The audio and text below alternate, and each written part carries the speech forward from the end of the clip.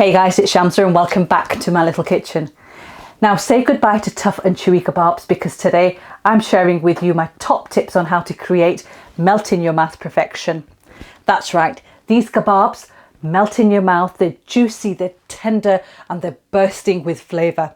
Your family are going to be begging you for more. Now you do not want to miss this recipe, so I suggest you hit that subscribe button, turn that bell notification on for all things fantastic like this. And now I'm going to try one of these and let you know how they taste because they look fantastic. So here goes.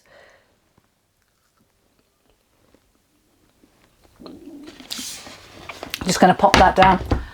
They're super soft, they've got so much flavour and the amount of spice in there is just perfect. Iman tried a few and she loved them. So if they're perfect for a 5-year-old, all the children out there are going to enjoy it, including the adults. Going to leave you with this one. I hope you've enjoyed it. Try it, make it for easy. It's just around the corner. And the best thing about it is that you don't even have to get your hands dirty. That is the best thing. Keep watching the video right till the end and I'll show you how you don't get your hands dirty. So leaving you with this one. Let me know how you find it, enjoy it, and now we're going to run through the ingredients with you quickly and then we'll start cooking. So the ingredients you're going to need is 1 kg of mince. Now I've purchased mine from Sainsbury's and this is a mix of mutton and lamb mince. It already has 20% fat in there. Now if you're purchasing this from your local butcher, just ask them to add 20% fat into your mince and put it through the machine 2 to 3 times because you want a really nice fine mince. You can also use beef for this recipe. This works really well with beef as well. I've got here 250 grams of Greek yogurt. The reason we're using Greek is because we don't want any water in there. So Greek yogurt is thick. And if you're using natural yogurt or that's what you've got at home, then please make sure you strain that yogurt through a sieve or a muslin cloth to remove the water so you have a really nice thick yogurt there, and then add that in. I've got here 3 bullet chilies. These are mild chilies, not too hot. If you wanted to add more, you could add more, but this recipe is a mild to medium recipe where kids can enjoy this, hence why I'm using 3 bullet chilies. And I've got here 4 large garlic cloves which weigh 30 grams in weight. We're going to be blitzing these. I've got here 1 large red onion. This weighed 250 grams, just roughly chopped it up. We're going to be blitzing that as well. I'm using red because red's slightly sweeter than the white ones today. And I have a few whole spices here that go into the keema mixture as well. I've got 2 teaspoons of coriander seeds. I've just coarsely ground them until the seeds split into 2. I've got 1 teaspoon of cumin seeds. Again, I coarsely ground these as well. And I've got 1 teaspoon of cumin seeds, which I haven't ground. And I've got 1 teaspoon of dried chili flakes and the same of Kashmiri chili powder, which is going to add a really nice flavour and colour, but not the heat. I've got here 1.5 teaspoons of salt, and I've got here 1/2 teaspoon heaped of bicarbonate of soda. The bicarbonate is going to react with the yogurt in the mixture and give you the most sort of like juiciest kebabs, and they'll fluff up a little bit. They'll go really nice and big, whereas when you normally add kebabs into hot oil they kind of shrink, but with the help of this they'll puff up a little bit and become a lot more juicier. I've got here 2 tablespoons of plain flour. The plain flour is going to act as a binding agent. Any sort of like moisture in the kebabs, it will help it to draw it out, and also it'll stop the kebabs from breaking when we come to fry them. And as promised, I did say we weren't going to get our hands dirty whilst making these little kebabs, so we're using a piping bag to help us form our kebabs, and I'm just using a standard 18-inch bag here. You can purchase this from my link, which I will leave in the description box for you guys, but you can purchase them from any local supermarket or baking store. And we also need oil to fry our kebabs in, so let's start cooking. Right, so the first step is to go off and grind our onions and our garlic and chili. And I'm going to go and do that, and I'm going to show you how it looks once it's done. You don't need to add any water into this, so I'll be right back to show you how it looks. And this is how the onions should look, so nicely chopped. There you are, like that. And there was no water added into this, and I'm just going to do the same thing with the garlic and the chilies. And the garlic and chilies should look like this as well. I've just used the same food processor to blitz it as well. So let's move on to the next step. So the first thing I'm going to do is I'm just going to remove the flour and just set that aside because we don't need that until later on. What we're going to do is we're going to take our yogurt and we're just going to put it into a large mixing bowl. And we're just going to use a whisk to loosen this up because it's quite thick, so there's no clumps in there. Perfect. And now we're going to add our spices, so all that goes in. Just give that a mix. Now we're going to add our onion and our garlic and chilli into it as well. And just mix all of that together. And that's how it looks. And now we're going to add our mince in and we're going to mix this really well.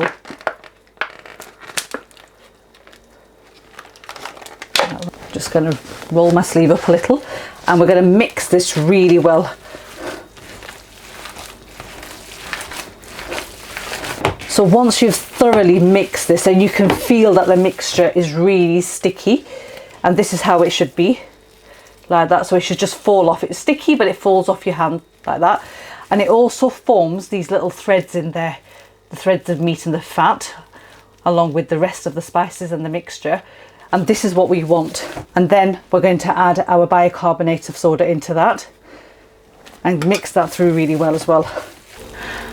And now what we need to do is just cover this with cling film and just let this rest for half an hour before we actually add the final ingredient and we start to fry these kebabs. So I'll see you guys back in around 30 minutes time. Right, okay, so coming back to the keema, it's been 30 minutes, this has been resting. I'm just gonna set that aside, and before we actually add our final ingredient to start frying our kebabs, I'm gonna show you how to prepare your piping bag. So take your piping bag, and because this is a starter, you don't want the kebabs to be too thick and you don't want them to be too thin, so you want something in between, bite-sized pieces. And to do that, the easiest method I've come up with is to take your thumb and place that against the corner, which is the corn bit right at the bottom. Place your thumb there and measure the length of your thumb, and then you would just take that and you would create a cut there, and that would be the size for your piping bag. So that's all set and that would be perfect. So now I'm going to add the final ingredient in, which is the flour. Just get my glove back on again. And add that in and just give that a nice mix. Just make sure that flour is really well combined into that mixture. Now, if you by any chance feel that the mixture is slightly wet, then you can go in with a couple of more tablespoons of flour and just mix that through. But you don't want too much flour in there. I'm just going to take my glove off and I'm going to show you how to add this into your piping bag. It's really simple. And what you do is you take your piping bag, turn the top over like that.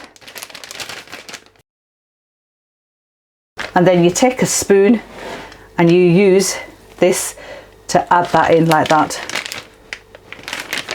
So your hand doesn't get dirty. So you just push that in like that.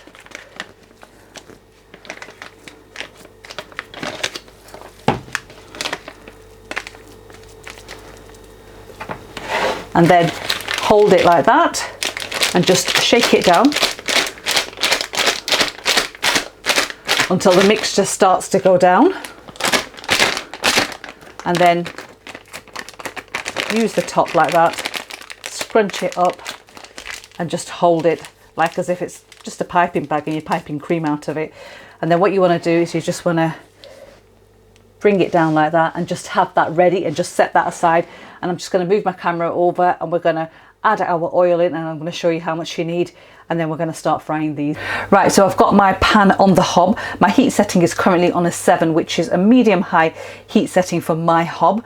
I'm using a non-stick pan here, and I've added enough oil to be able to fry the kebabs. Right, okay, so we're just going to check the temperature of the oil, and to do that we're just going to take a cocktail stick and just insert that into the middle, and if it starts sizzling at the base of the cocktail stick, it means the oil is ready. I've got my piping bag ready with my keema mixture. I've got myself a knife as well, and we're going to use the flat end. And we're going to go in and we're going to pipe these in, and we're going to do them however long we want them. And like I said, they're bite-sized kebabs, so I like them to be this length, but you can have them however big or small you wish. And once they go in, don't move them around, just leave them to cook away for a couple of minutes. Really quick, really easy. Just, if you have to move them, just move them like that. There we are. I'm just gonna move them around like that, because any kind of movement with spoons or tongs will break these kebabs. So just gently move them like this. They should start rolling around. And we're going to cook these now for about 5 to 6 minutes in total. So I've got my wooden sort of like tongs here. I'm just going to move them around now because they're ready and they look absolutely wonderful. There we are. Beautiful colour coming on them. Okay, so the kebabs look really good. They're fully cooked. It's been about 6 minutes that they've been cooking away, and I have some paper towel in a plate ready to drain these kebabs. So just gently pick them up and just look at these and how wonderful they look. I'm just going to continue frying the rest of them, and I'll show you how it looks once they're done. And there we have it, guys. I've made all my kebabs using my keema mixture. Absolutely fantastic. I'm going to show you how I serve mine by using half of these kebabs. The remaining half I'm going to allow to cool down and pop it into a Ziploc bag and pop it into the fridge, and then I'm going to use them the next day.